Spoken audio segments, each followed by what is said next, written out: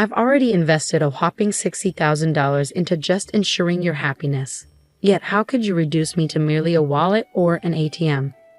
I don't recall ever soliciting your assistance. Lily, Max's wife, scoffed with a sneer.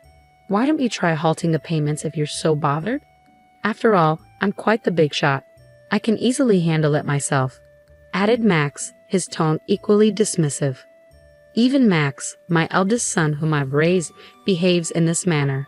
After coercing me into covering the expenses for a $20,000 engagement party and a $40,000 wedding, they have the audacity to treat me like this. They only see me as a cash cow. I must have made a mistake in raising my son. I'll never allow them to push me around again. I've heard you loud and clear, responded Chloe. Are you sure about that? You know we won't let you see your grandchild, right? Max threatened. You don't have to. I'd be more than happy to cease the payments, Chloe retorted. From that point on, Max and Lily experienced a swift downfall. They had been treating Chloe like a money tree. My name is Chloe. I'm 56 years old. I've been struggling alone ever since my husband passed away 12 years ago. Between my job and raising my 2 children, I've always had my hands full. I'm currently an executive at a decent company, which I've been with since before I got married. To the outside world, I guess you could call me a career woman. The children, who were high schoolers when my husband died, have now graduated college and are working. So I'm a bit relieved. I just wish they'd settle down and start their own families soon. While contemplating these thoughts, Chloe lived alone comfortably in the condominium that she used to share with her children. Then, one day, Max called her, saying, I want to introduce you to a woman I'm thinking of marrying. Delighted, Chloe agreed. Max, who turns 28 this year, works for a large corporation as a salesman. Although he has been a bit of a playboy, it seemed like he was finally settling down. On the day he was to bring the woman he was planning to marry, Max said, Mom, long time no see. This is my fiancée, Lily. Lily was a receptionist at the company where Max worked. She was strikingly beautiful, and Chloe felt proud of her son for finding someone like her. Oh, congratulations to you both. I'm here to support your happiness, Chloe beamed. As their conversation progressed, the topic of the engagement party arose. We're planning to have an engagement party soon. I need to start preparations. Mom, could you cover the $20,000 cost for the engagement party? I was taken aback. I had assumed the average cost to be around $10,000. However, seeing their joyful expressions, I couldn't bring myself to refuse and agreed. Of course, it's a joyous occasion, I thought to myself. Later, my eldest daughter Mia came to visit. Mia, how's work going? The deadline was yesterday, I inquired. I'm managing well, so don't worry, Mia replied. Mia is a manga artist. While she hasn't achieved a major success yet, she has her own series and manages to sustain herself. She has always been talented at drawing and has a deep passion for manga, making it the perfect career choice for her. By the way, Mom, isn't Max getting married? Maya asked. Yes, he came by the other day with his fiancée Lily to introduce her. They've asked for $20,000 for the engagement party, I explained. Wow, $20,000 is quite a hefty sum, Maya remarked. It's not just for the party. Apparently, they're planning to allocate it for their wedding funds, and as tokens of appreciation, I clarified. On the day of the engagement party, I handed them the promised $20,000. Both Lily and her parents looked overjoyed. We'll use this to begin our new life together, they exclaimed as they tucked away the money. There were no gestures of gratitude as I had anticipated, but I reassured myself that this was customary for engagement parties. As long as they could embark on a happy marriage, I reasoned it was worthwhile. However, a few days later, Max dropped a bombshell. I've won a grand wedding with numerous guests and connections invited, perhaps around 250 people, he announced excitedly. That sounds splendid, I replied. And with that, Mom, I'd like to ask you to cover the upfront costs of the wedding, Max requested. I was taken aback by the request. I had always believed that weddings were primarily funded by the couple themselves. I'm counting on you, Mom, Max insisted. It's pretty standard for parents to pay for the wedding. But didn't I already contribute a significant sum for the engagement party? I questioned. Lily's parents are frail and unable to contribute, and I'll make sure you're reimbursed for the wedding gift, Max assured me. Reluctantly, I opened the bill Max had brought. To my shock, The amount was $40,000. The idea of such a hefty upfront cost made my head spin. How extravagant of a wedding are they planning? I wondered aloud. Wait a minute, isn't this a bit excessive? Why not have a wedding within your means? I suggested. It's a once-in-a-lifetime event and Lily doesn't want to compromise. Plus, don't you want Lily's parents to see how happy she is? Max countered, cornering me. Feeling pressured, I couldn't bring myself to refuse. All right, it's indeed a joyous once-in-a-lifetime occasion, I conceded. Seeing my consent, Max smiled and thanked me before leaving the room. Later, I transferred the upfront cost of $40,000 to the wedding venue. It was difficult to part with the money I had been saving for my retirement, but I reassured myself that it was for my child's happiness. 2 months later, on the wedding day, the venue was more luxurious than I had anticipated. Mia and I arrived early in the morning to change into our dresses and get our hair done. As I approached the bride and groom's dressing room to knock, I overheard their conversation. I can't believe we're able to have such an extravagant wedding. All thanks to Mom, Lily exclaimed. Absolutely, and she even gave us $20,000 for the engagement party. I even managed to buy a new bag. What a great wallet, more like an ATM. Let's keep withdrawing from it, Max, Lily joked. That's a bit mean, Max replied, but Lily continued, ignoring his protest. Stunned, Mia and I continued to listen as Lily gleefully said, If we ask her, she'll probably cover the rest of the wedding costs, right? Of course she will. Leave it to me. Then let's use the wedding gift for a honeymoon trip to Hawaii. And of course, we'll take my parents along. How about buying a high-rise apartment for our new home? That sounds perfect. Let's get my mother to cover the cost. She does have the money after all. The hand I raised to knock on the door was trembling. Mia held my shoulder and led me away from the door. Breathing slowly, I took Mia's hand that rested on my shoulder and said, Mia, there's something I need you to look into when the ceremony starts. Of course, Mom. Leave it to me, Mia reassured me. And so Max and Lily's wedding began. Throughout the ceremony, their vows in the chapel, and the toast at the start of the reception, all I could think about was the conversation the two of them had earlier. Presenting the groom's mother, Chloe, even as the MC introduced me and a spotlight fell on me, all I could muster was a bow. Mia, who had been making the rounds toasting, came back to me. Mom, I checked with Lily's relatives. Both of her parents are perfectly healthy. That's horrible. We need to confront them. I'll be right there with you, I assured Mia. As Mia said this, it was time for the first wardrobe change. Lily exited first, then it was Max's turn. Now the groom will exit, escorting him is his mother, Chloe, who raised him single-handedly, the MC announced. Called upon, I walked down the aisle to meet Max. A little tipsy, Max was in high spirits, announcing into the MC's microphone. This is my amazing mom. Keeping a straight face, I acknowledged the cheers from the crowd. I walked beside Max as we exited the hall and headed straight to the dressing room.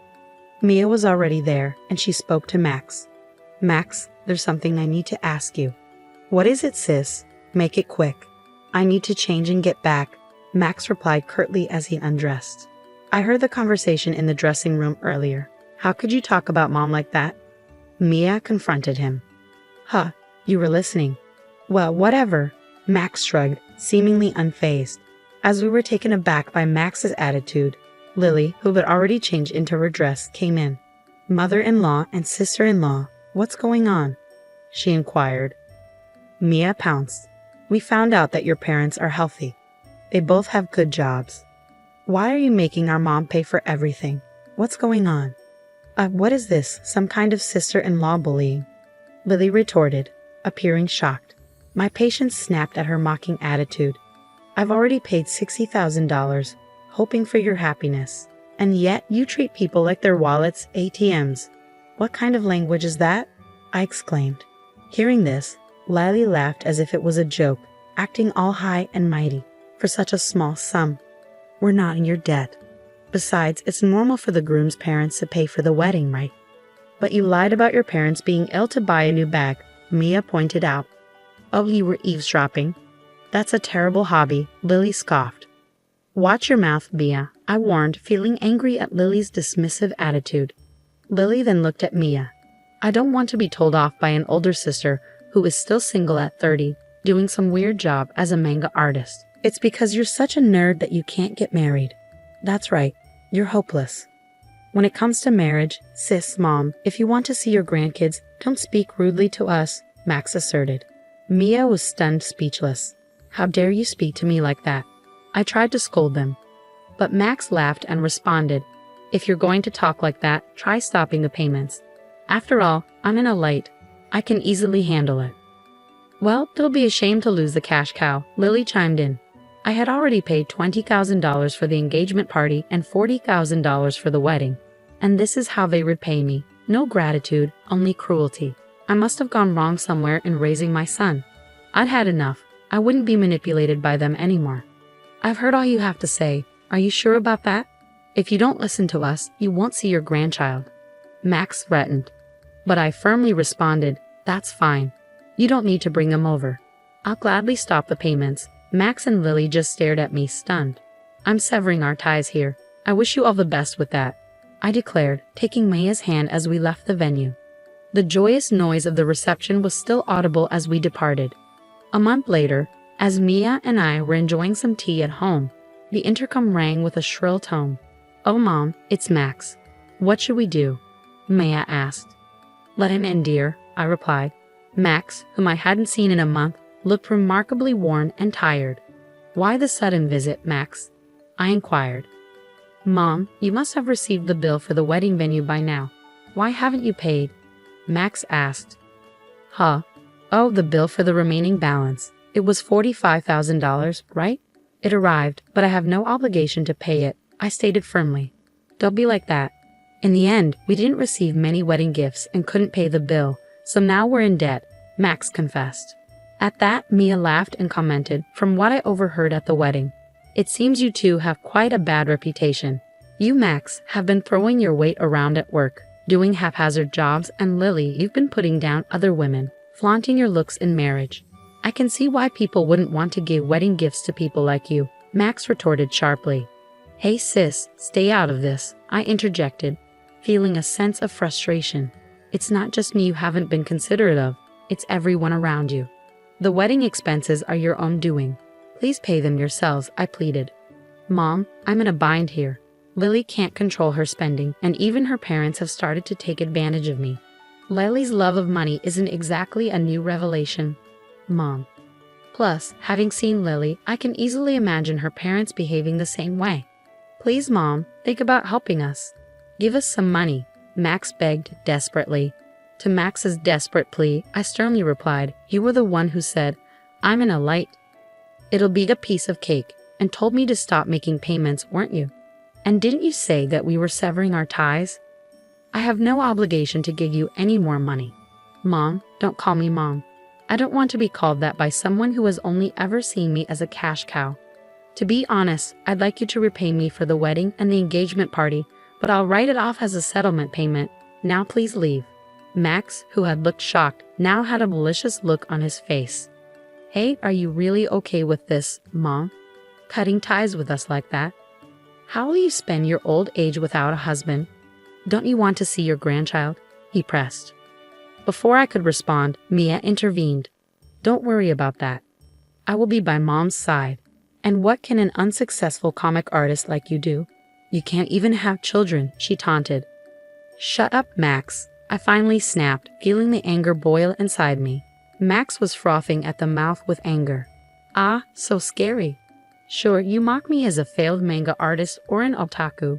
Yet my manga was among the top-selling shoujo manga this year. Did you know it's set to be turned into an anime and a movie next year? Safe to say, I'm in a much better financial state than you and your debts, Mia revealed confidently. At this point, Max noticed something. Hey sis, that thing.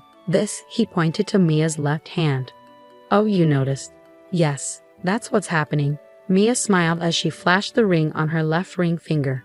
I'm getting married to my editor. He's a big shot at a major publishing house, a real high flyer. So we can take care of Mom. We don't need you anyway. We never intended to have our children care for us. Thanks, Mia. We're having a wedding, but we'll handle everything ourselves. We'll invite Mom, Max, but you don't need to come, Mia declared confidently, leaving Max stunned. I said, did you get it now? Never bother us again. I declared firmly, pushing Max towards the front door along with Mia. Please. Mom, and you too, sis, Max pleaded. But before he could finish, something came to mind. What are you going to give us, money? Max asked eagerly. Upon hearing this, I turned to him with a stern expression. That director at your wedding. Turns out, I didn't know, but he's a client of my company. It seems you're hiring, and all your undeserved privileges were out of consideration for me. I told them to stop that though. What, you didn't hear about this? Stop it. Please handle it on your own now. Goodbye, I said firmly as Mia and I pushed Max outside and firmly locked the door. Max made a fuss outside, but after ignoring him for a while, it became quiet. A year passed since then. Right after that incident, I sold the house to avoid Max and Lily's visit and bought an apartment with elderly services for my old age. According to a neighbor from my condo, Max and Lily showed up and created a scene, asking why I wasn't there.